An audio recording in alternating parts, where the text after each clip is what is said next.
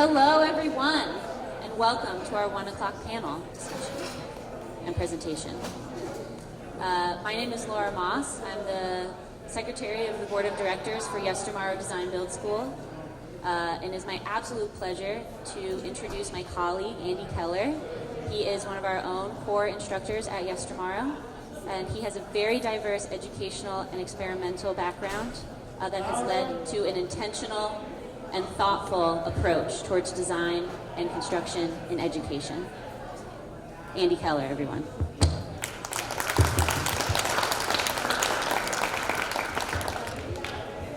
Hi, folks.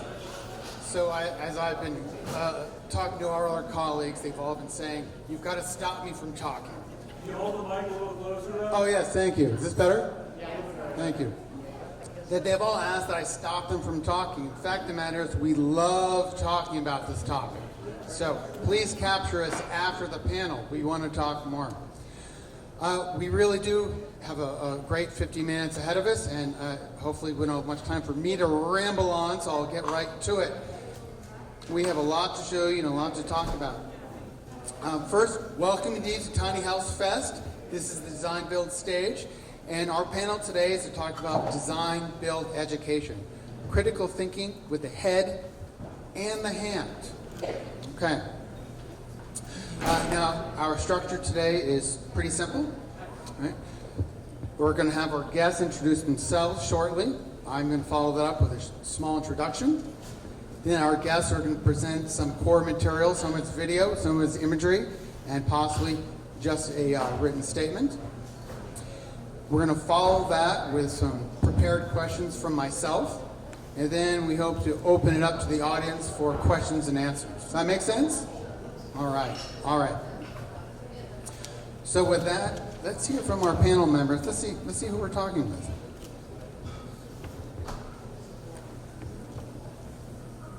Hi, can everyone hear me?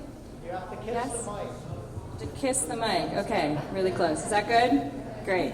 Okay, hi, I'm Tolya Stonorov, and I'm an associate professor at Norwich University in the School of Architecture and Art, and also a principal at Stonorov Workshop Architects. And this is Jordan Kacur, who is a thesis student at Norwich, and she's going to be talking about a project that she was involved with that I led at the end of the speech. So today I wanted to briefly introduce my work in practice, in my firm with DesignBuild, and also with my teaching. So our firm was established in 2006, and I wanted to just give you a little background so you have a foundation for understanding the further conversation about the work that we do. So this is our first design build project. It's a studio, 400 square feet in Rockridge, California. We were lucky to be published in Dwell for this project. Everything is built in. This is a remote lake cabin, very challenging site. Everything had to be brought in by boat. We were lucky to win 2 AIA Vermont awards. This is another design build project my firm did, a hill house in Alaska. It's passive solar and works with this bracketed site of a house and a guest house. This is a new project that just opened. It's called Rabble Rouser Chocolate and Craft. This was just design build work that we did. Really fun project. Go check it out in Montpelier. This is a container house that we just finished. It actually didn't end up being made out of containers, but was really fun, and you can see that was the original inspiration. This is a project in Northfield that's in design right now. Another project in Putnam Valley, about 800 square foot cabin that's also in design. So this all informs my teaching with Norwich on design build, and I'm pretty passionate about this topic. I actually edited and wrote a book on it, so check it out if you want to talk about design build and education. So a little background on the projects I've led with Norwich University. This is the ArchiStream project. It is a mobile resource center and was all digitally fabricated by the students. What's exciting with design build and education is that the students get to design and then work their design and actually build it. So they understand the implication of their design decisions in a completely different way than if you're just working purely in design. This is CASA 802, and I'm going to speak more about this later at a single presentation. This was meant to be an alternative to the trailer. So it's a 334 square foot tiny house that is about the same price point as a trailer. You can see here our students doing some fun techniques. This is a technique called shishukiban, which is an ancient Japanese technique which chars the wood. Students really come into this process with little to none to lots of design and construction knowledge. So they have this really wide range of techniques. Here, this is a fun bathroom we did that had custom aluminum panels, and this is Vermont, so that's a sap bucket, because that was exciting. Here's the team. And finally, this one is the Nest. So this is an outdoor classroom that was just installed a couple months ago in Montpelier.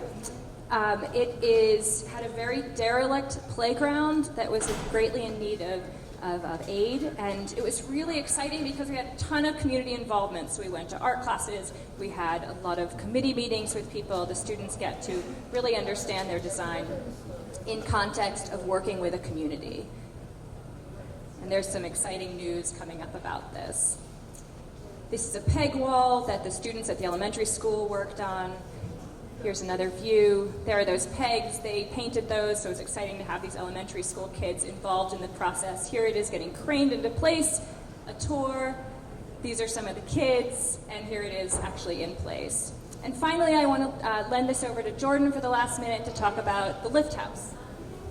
So this was the lift house, and I worked on this project last semester during my senior year, and we were working with Down Street Housing and Washington County Mental Health. And for this design, we were thinking a lot about sustainability, and that's why we were looking at this incline and the roof for the potential of solar panels, and then we're also looking at durability and just looking at the exterior, interior, and dealing with people who are previously homeless and mental health issues. So. We're going to be giving a larger presentation specifically on this house later, so come over at 4 o'clock at the Community Vision stage, I think. I also want to say that Jordan was one of the leads on this project and actually came into the class having very little experience in construction, and she led this extremely intricate siding installation. So it's just a really exciting process to see. 5 minutes, 3 seconds.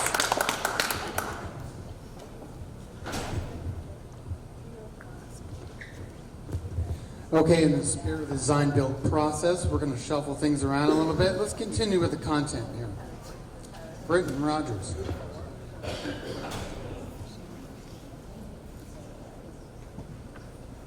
My name is Britton Rogers, and I am the Design and Curriculum Director at Yestermorrow. I came to Yestermorrow originally as a student. I am one of those architects who came out of 8 years of school with no construction experience. I only used a hammer to hang pictures.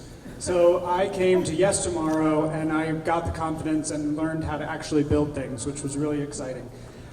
So what I'm going to show you here is just a 3-minute video that highlights our design build semester last fall. So it was, you may recall, October was really wet like it is today, but for the entire month. And then November was actually Snowvember. So it was a pretty tricky project, but here's a little bit of insight into the build. There is a soundtrack, but I'm not sure there'll be the music. It's okay, it's just a U2 song.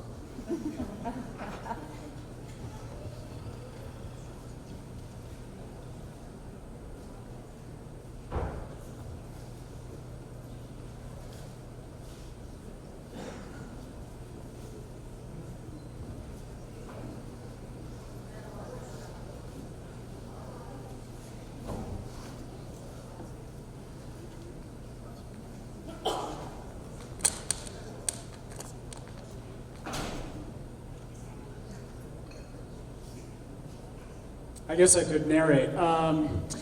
So it was on a very steeply sloping site in Montpelier. We built it on helical piers, and which are wonderful because they go in very quickly and inexpensively and with minimal site disturbance. The site was actually such a steep slope that we couldn't disturb it in any other way. It was in the midst of trees with a view of the river. Really wonderful clients, community-minded clients. It's an apprentice's cabin. The clients are makers and designers, and so this will be where one of their apprentices lives. We worked through the night, we worked through the snow. It was a fantastic group. This is the UMass Yestermorrow joint program, if I didn't say that already.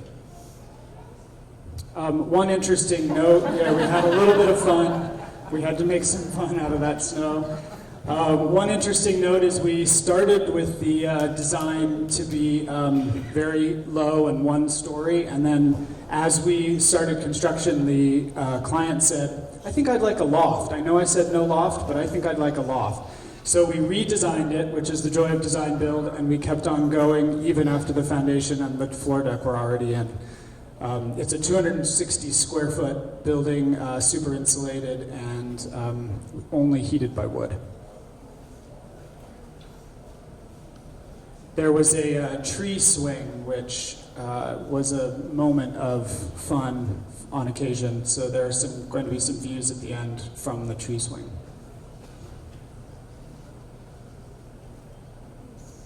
We were lucky enough to salvage all the windows, which cut the budget way down. We used a lot of local lumber as much as we could. Here are the views from the tree swing, showing progress.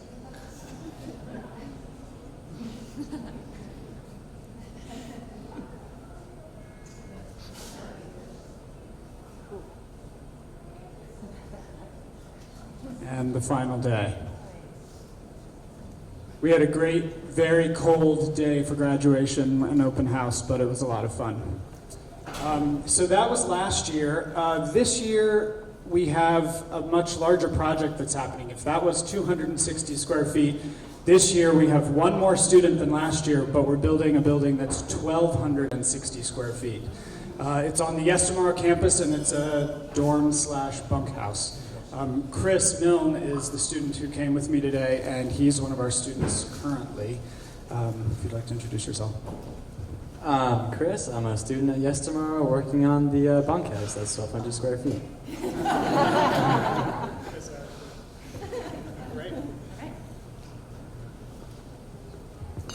And lastly, Shelly from Middlebury. I'm Shelly Pottorf. I'm a practicing architect. Recently moved to Vermont, actually, from Houston. So I'm an incoming professor at Middlebury, but I spent the last 5 years at Prairie View A&M, which is a historically black university just outside of Houston, Texas. So I'm going to set up a scenario here and then walk you through it.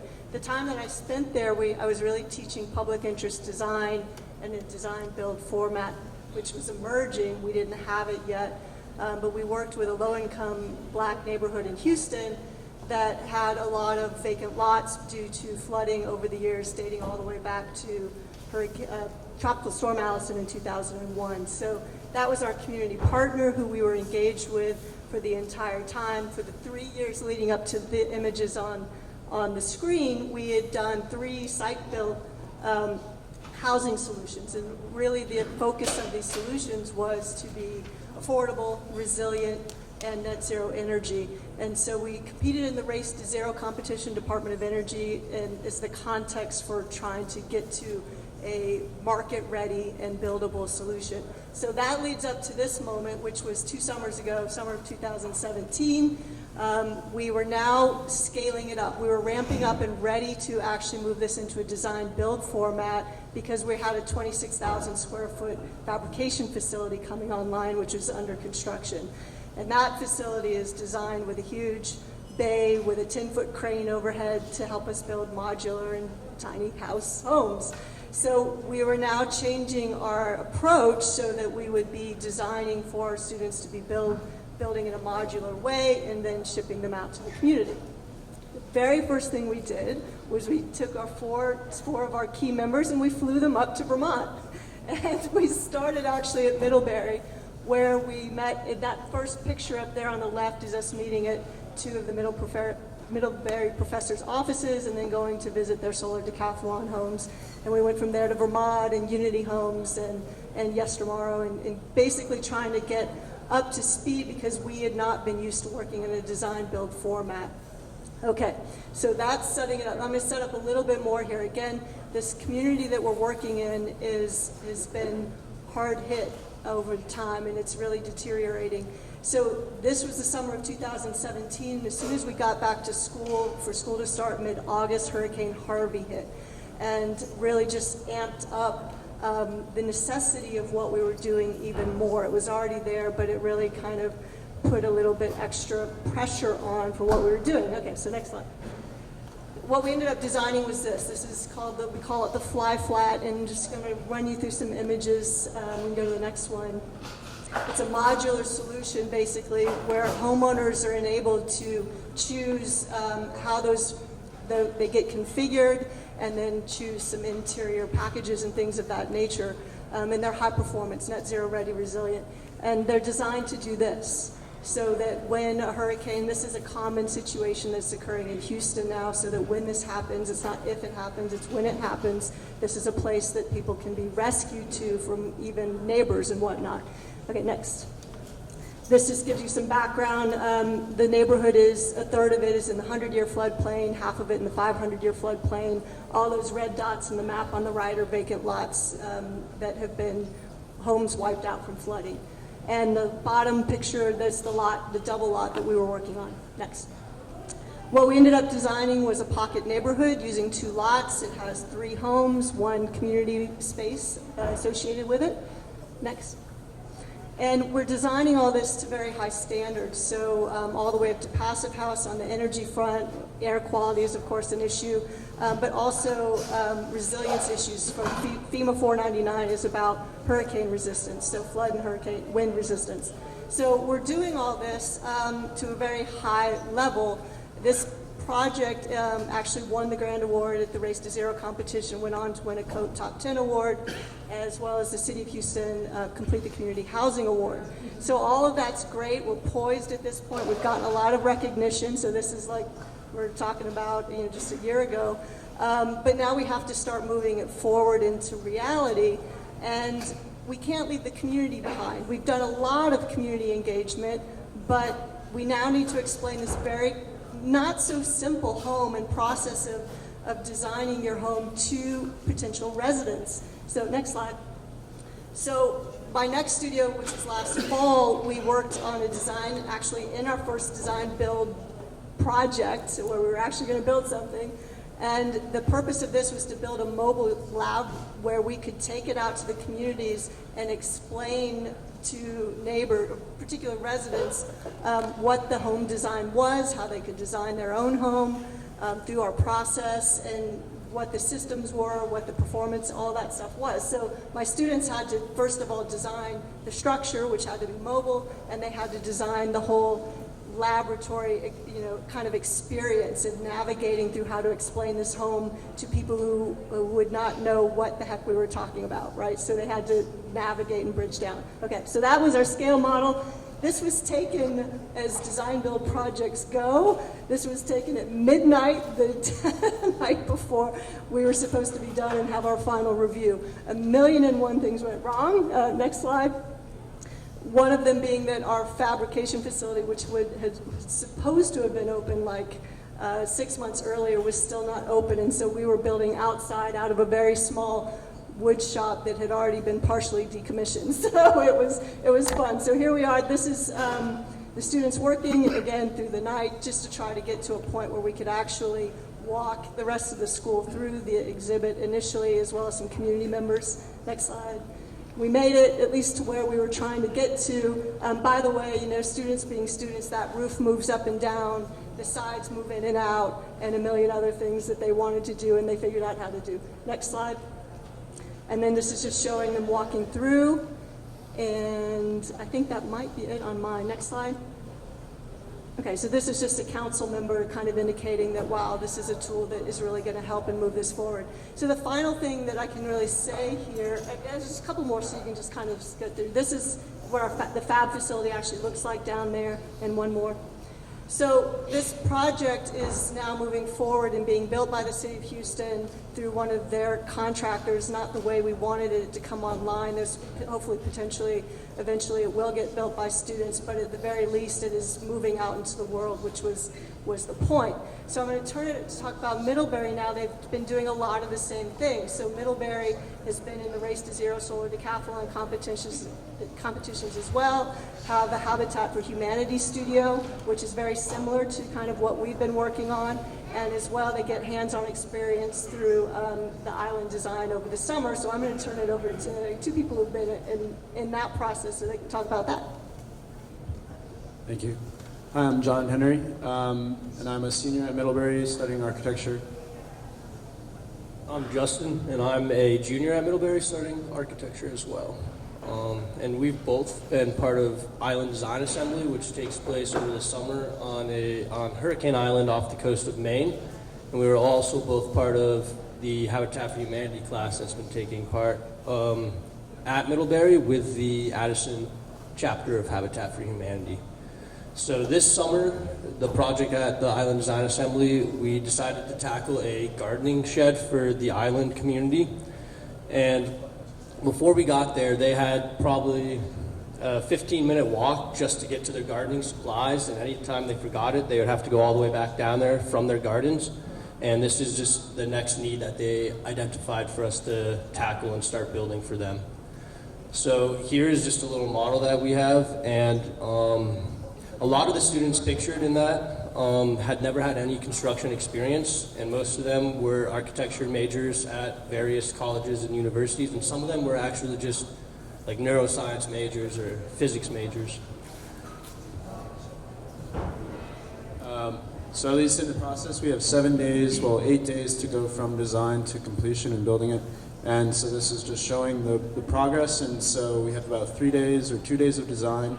And then we order materials, we head out on a lobster boat to the local hardware store, get all of our lumber, all of our supplies, start putting it together. And if the building is going on another island, we'll have to assemble the whole entire project in the workshop, disassemble it, put it back on a lobster boat, and then head out into the Penobscot, reassembling it back on another island. And so it really gives you a sense of the environment and the communities that are depending on the water and definitely community resources and coming together as a community to build these structures and kind of make new spaces.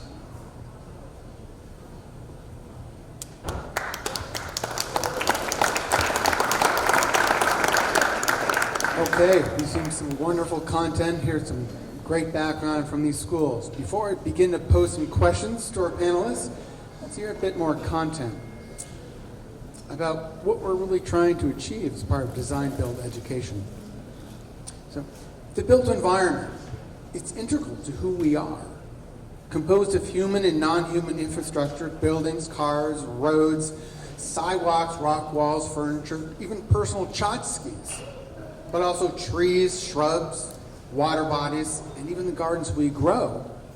Our physical and spatial surroundings shape us as much as we shape them.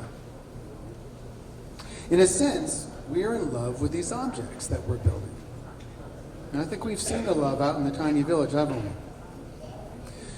But we're also in love with them because they help inform who we are individually, socially, culturally, and even ecologically. Sherry Turkle notes, we find it familiar to consider objects as useful or aesthetic, as necessities or vain indulgences. We are in less familiar ground when we consider objects as companions to our emotional lives or as provocations to thought.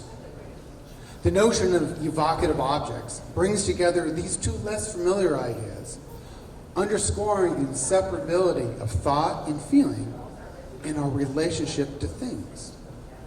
We think with the objects we love the objects we think with. I think that's a powerful statement. But expanding upon this, our living spaces may in fact be our most potent objects. It does therefore seem fitting that we look yet deeper into not only what these objects mean to us, how they are designed in our minds, but also how the hand, i.e. the body, experiences and evaluates these objects during the construction process itself. What happens on site between studio and that finished product? This is design build education, the intertwining of designing and building, of thinking and making. So why design build? Charlie Haley observes, it brings students back to the foundational elements of shelter and the root meaning of architecture. Why do we design? Why do we build? For whom? Where is it appropriate to build? How do we build? Constraints of time and skill factor, and just return to basics. But the interaction, and I love this part, we might even say complicity of design and build truly drives this refinement. So in fact, there's an exchange between the things we build and the people building them. With that in mind, let's go back to the panelists. So I have some prepared questions. We'll pass the mic around. And then following this, we'd love to get some questions and maybe even some answers from the audience themselves. So my first question is for the students. A design build project extends from studio to field. From your experience, what are some notable challenges and outcomes of your design build projects?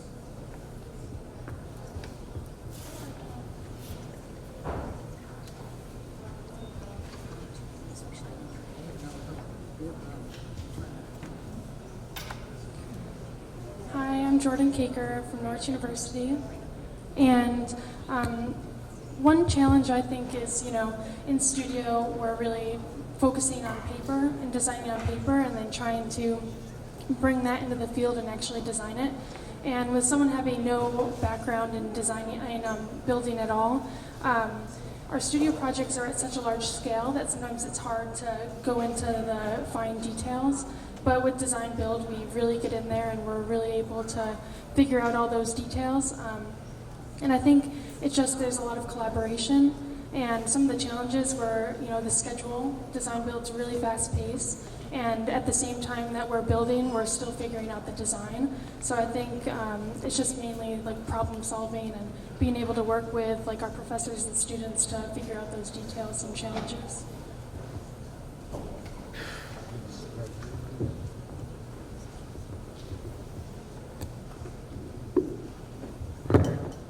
I'm John Henry.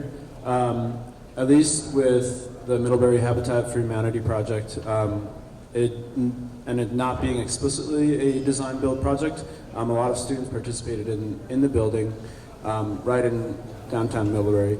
And the challenges of a project where it's design build is often architects, although you may visit build sites and almost hand it off to the contractor in a design build workshop, there's a very deep connection to both the building as well as the community that you're building for, and being in that community every day, and working with your clients as well as neighbors. And so there was a lot of challenges just that you wouldn't necessarily assume are in architecture, and dealing with public policy and neighbors and concerned citizens. And at least in design build processes, you really get a sense of going from that first initial sketch to the completion and to the client and the people living in that space, as well as how that space affects the broader community. And it really pulls in all aspects of community rather than just handing a project off to a contractor. And I'll add a few comments with the Island Design Assembly challenges that we faced.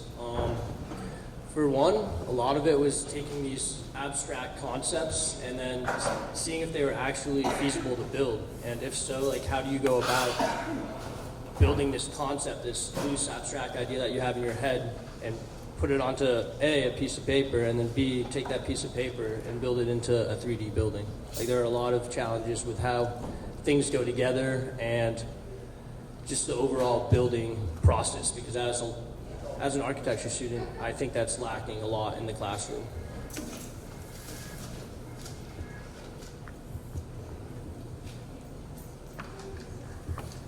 Yeah, so definitely one of the challenges, at least a lot of students at Yestermorrow don't have any experience whatsoever. So not knowing what you don't know is kind of like a big thing. So I didn't know how sheathing worked. I didn't know that you had to make a rough opening for a window. And a lot of this stuff, when you get up there, you design the whole thing and you get up there and it's just like, oh, well, this doesn't work like that. Or I didn't know I had to think about that.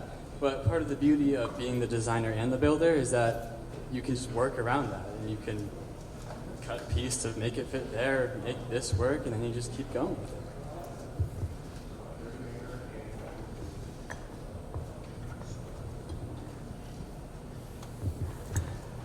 Okay, for the instructors, and thank you very much, students. That was wonderful. For the instructors, arguably, studio design of the head and construction of the hand are viewed as distinctly different skill sets. In the classroom, how do you communicate or perhaps facilitate their connection for the students?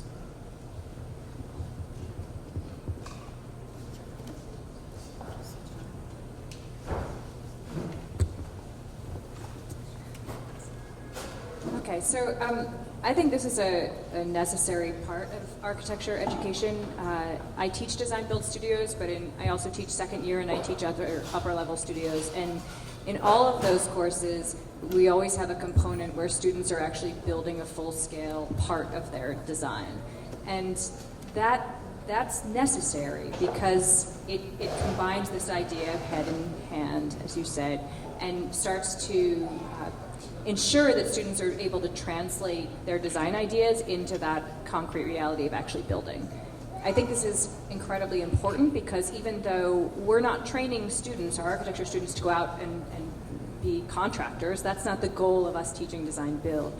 But it's more to understand what it means to put lines on paper, understand the physicality of actually having to make something that is highly crafted, which is incredibly hard, and then also be able to understand the experience of the builder so that when they go out and are dealing with all of these trades, they're able to have really informed conversations.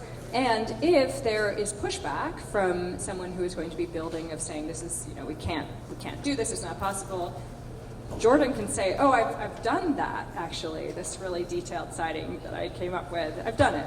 And so you can have a much richer, more informed conversation.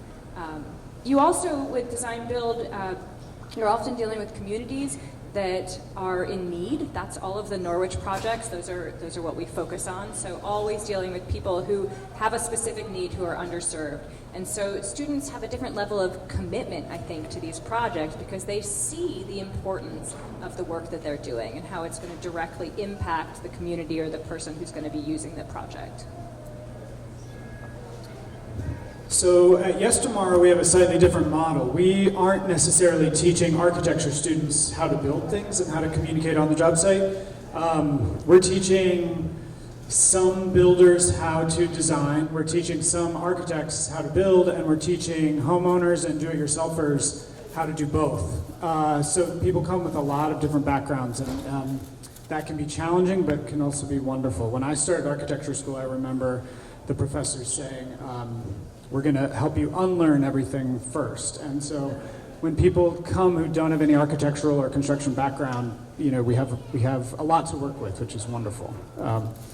So one of the things I wanted to say is I sort of challenge Andy's concept that design is in the head and build is with the hand. Yestermorrow's motto is think with your hands. So the idea is the design is with your hands. And to second what Tolya said, one of the ways we do that is by using models. And one of the things we really try to do with the models is as someone's designing, whether it's a garden shed or a bandstand or a composting toilet like was in one of your images, you build the model as you would build the actual building and as the students will be building that actual building. So using materials that are similar to what the actual materials will be, often wood, so use small scale wood members to be able to build and make it to scale. And I always say if you have trouble making this thing stand up in model, you're going to have trouble making it stand up in real life. And then they learn that pretty quickly soon after. We have so many different types of classes at Yestermorrow. We have the weekend-long ones and the 2-week-long classes and the semester-long. So one of the classes I like to describe is the Neighborhood Design Build class, which is a 2-week-long class, similar to what you guys were talking about, where it's 10 days from start to finish. The students design by consensus. So part of it is a group building process where they learn to work with each other and learn to understand each other's quirks and methods of doing things while they're trying to make a decision together that then they have to present to a client the very next day, and then they have to start construction the next day so that they can get the thing done by the following Friday. Our semester is a bit longer, but it's a similar model, just more drawn out, where everyone has to learn to work with each other and learn to design by consensus, which isn't always easy. The only other thing I wanted to say is one of the experiences I've had teaching students at Yestermorrow is when we start with a construction project, no matter what anybody has ever done before, even if it's just, for example, one of our classes, we began the very first day with a timber frame raising. A separate class had cut the timber frame, sized it, made all the joints, but then all of these people from all these different backgrounds had to come together on the very first day and raise a structure. It was so empowering and so exciting for these students to then walk into the design studio and figure out how to actually then design something with all of that power now in their hands and in their heads. And it was a pretty exciting method and something we are going to keep trying to do more frequently. So really this brings up a huge question, and I don't know if everyone realizes that architecture and building didn't always live in separate realms. Actually, the master architect was the master builder as well. We decided at some point, which I think was a huge mistake, to separate ourselves out from the blue-collar side of the profession, and when we did that, we created a whole monster of things that have happened since then, and I think we're trying to recover. And things like design build is part of that recovery, things like public interest design are part of that recovery, integrated design, all of that is part of that recovery. So when we look at education right now, what I can say when I work with students is that, or even in the professional setting, I've practiced for a very long time, I've had to train architects in an office.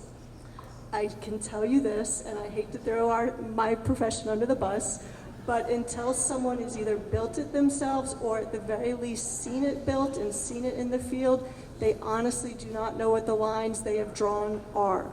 There is a disconnect.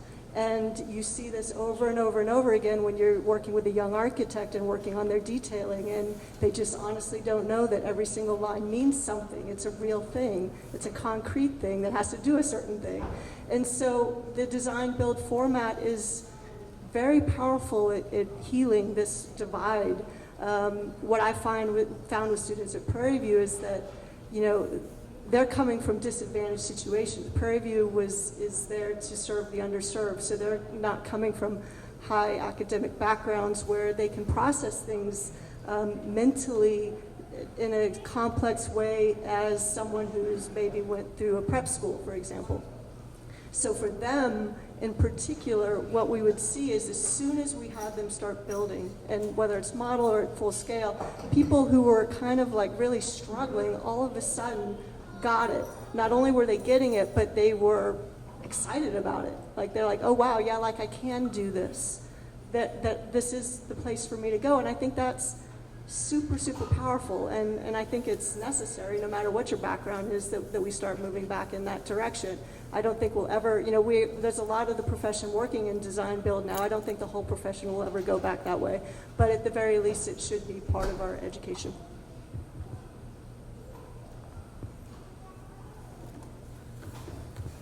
Okay, our final question. I'd like to expand our discussion a little bit more, and this is really for all instructors and students, and I think ultimately for our audience too. A former colleague of mine once noted that building on its own was simply the act of construction. But architecture, wow, that's about everything. So building has the capacity. This object we're making takes on meaning in an infinite layer of ways. So, if we're thinking more systemically here, being systems thinkers, how can design build education positively contribute to a world increasingly aware of the overlapping and interconnected social issues, including, for example, the Me Too movement and Black Lives Matter movements?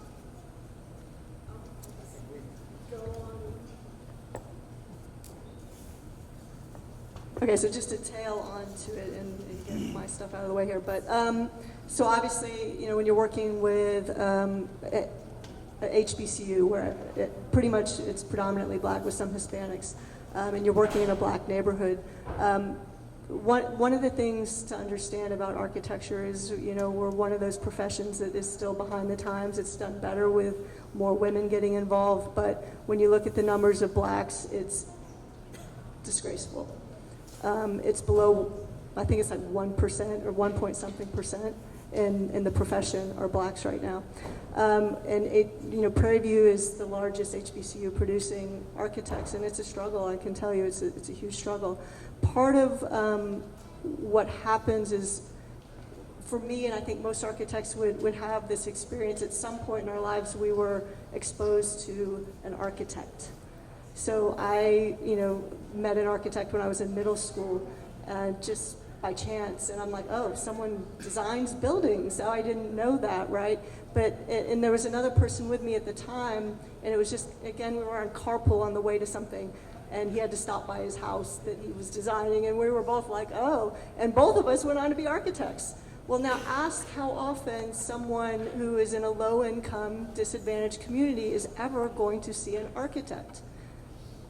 Never. And so we're not seeing them even think that, hey, this is a possibility for me, that I could even, that there's someone who does such a thing. This is part of the problem, and I think public interest design is what's starting to solve that. So I think it's, you know, a lot of design build is done in the public interest design format, and I think the two together are extraordinarily powerful and necessary in terms of architects getting out of our elitist, frankly, kind of position that we've been in for a long time. And I think this is all really, really positive things. And so again, I think that that's pretty critical, and most schools are moving in a direction where at least one studio or a couple studios are offering that.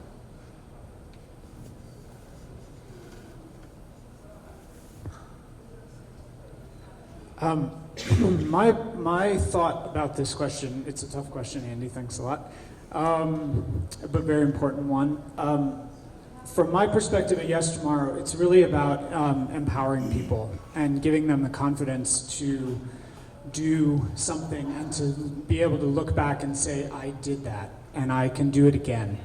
I feel like that confidence and that empowerment is a way to work to remove fear of the unknown.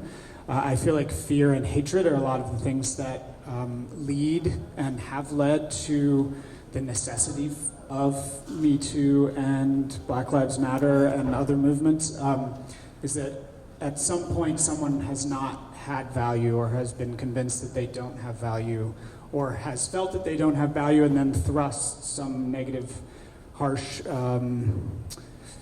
outpouring of emotion onto other people. And so to me, somehow empowering people with the confidence to do something and to do something meaningful and to have meaning for themselves and to feel strong and feel capable is really what Design Build is all about. It's what Yestermorrow is all about, and it's a way to hopefully be part of the solution rather than the problem.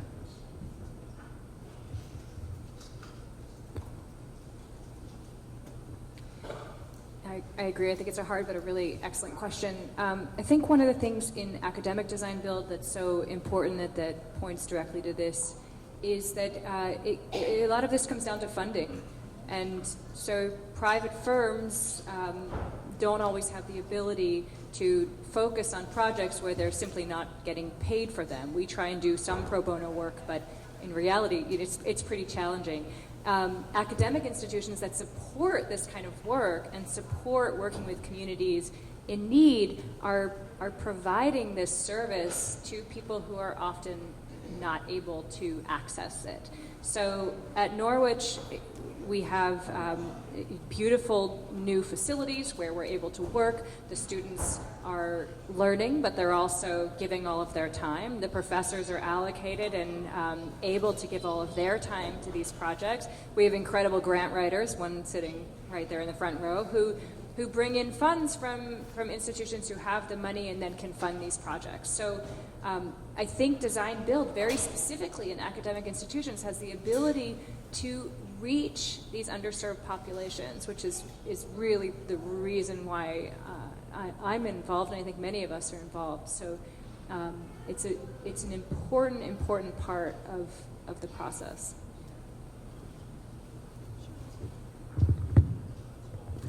Okay, so we've heard some voice.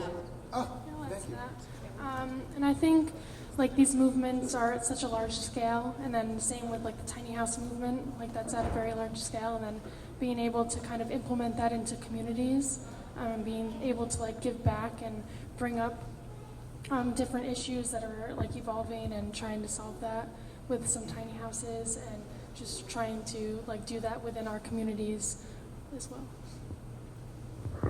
One last point is that what's great about working with students is that then they're getting this foundation of, yes, we should be out there not doing projects for rich people, but helping communities that are really in need of this kind of thinking, and empowering them to understand design process and how they can be involved.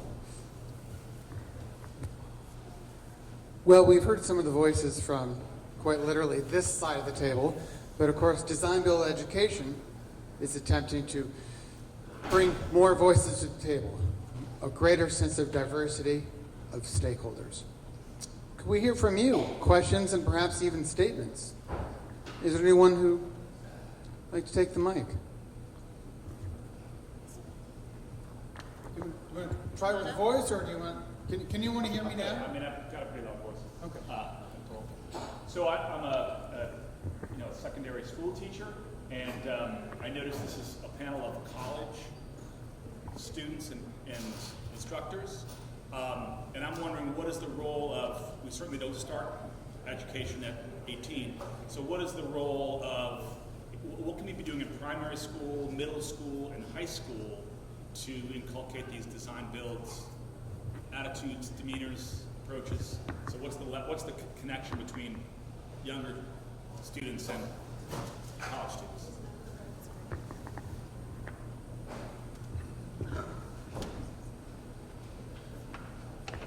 I would say just do it. Don't be afraid. I mean, I think that's never too young to start them on design build projects. I mean, even back into primary school, I mean, they love building. Start then. I think in general, again, it's like this separation between white collar, blue collar that we've done in education, where we've been focusing too much on sending everyone to college. Frankly, the trades, we need more trades. They're as critical to a building coming up as the architect is in the process. I would hope that people in trades are basically trained in design as much as architects are. I think when that's a collaboration, it's much better for everybody. I love working in collaboration with a tradesperson who's very skilled. So I think you start early and then let them decide, do I really want to go into building, or do I want to go into design, or do I want to do both? I mean, maybe the path isn't to go on to college and become an architect. Maybe it's to go on into the trades. And that's awesome, but I think either way, you start early. We expose them to that as being something as important as math or whatever, that's what I'd say.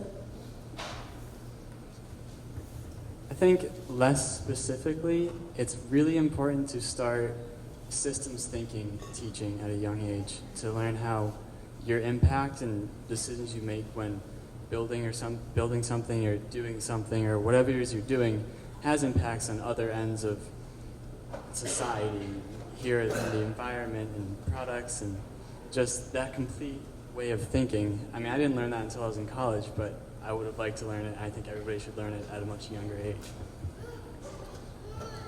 So Yestermorrow does have a youth design build class. We run it in the summer for ages 13 to 17. And this past year it was a pretty interesting project where we had mostly students who were in the 13 to 15 year old range, and our project was inside and outside compost, recycling, and garbage bins for an organization called Camp Dream, which is a camp that brings inner city youth out into the countryside. So here it was students of one age helping a camp that serves other students of that same age. And for our students who got to then design and build and learn with their hands, think with their hands, it was a really, really powerful thing for them to be able to do, because they were having an impact that was directly affecting people their own age. And I think that sort of speaks to Chris's systems thinking. What are the ramifications? How does this relate? How do I fit into this larger system? I hope we can do more and more of our youth design build classes. Yeah, I'll add. I think it's a great question. There is another, well, it's not a school, but an institution in Providence, Rhode Island, that's doing just this with high school age students, and I totally agree. It should start earlier, and the systems thinking comment is brilliant and so true. But Down City Design is doing this on a really high level in Providence, and they're not, if I'm correct on this, they're not in the school, though. It's an after-school program, so it's an additional piece. Yeah. Correct? Yeah. And they'd just be a really good group to talk to, Manuel Cordero and Adrian Gagnon, to get their input. I'm sure they'd love to help figure out how to get it into the schools. Okay, we're a bit short on time, but we do want to offer the audience one more minute or two. Anyone else have a question? Yeah. What kind of HVAC system do you guys incorporate in kind of airplanes that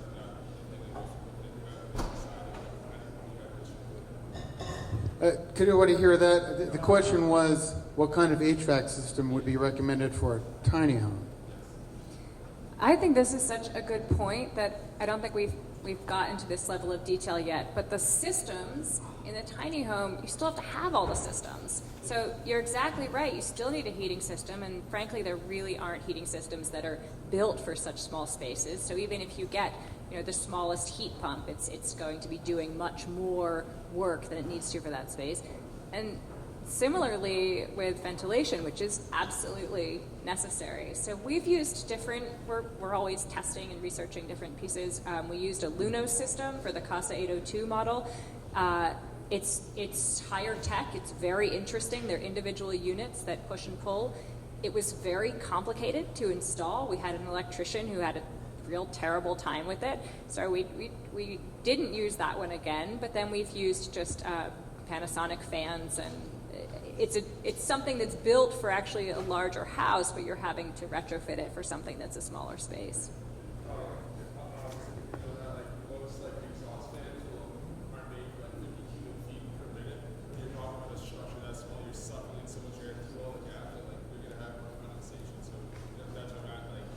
Right. I mean, I wouldn't use just a normal exhaust fan, just because, as you said, it's going to be pulling so much. A heat recovery fan, though, a unit is going to be working better with that overall system. So that's yeah. You have to be as conscious about the air intake and the fresh air supply as you do about the ventilation. But yeah, insulate right and insulate tight and ventilate right. It's not the same. Well, we have time for one last question. No takers? What about our visitor in the front row? Everyone, thank you very much. Let's thank our panelists. We will be wandering around if you have additional questions, so please don't be shy.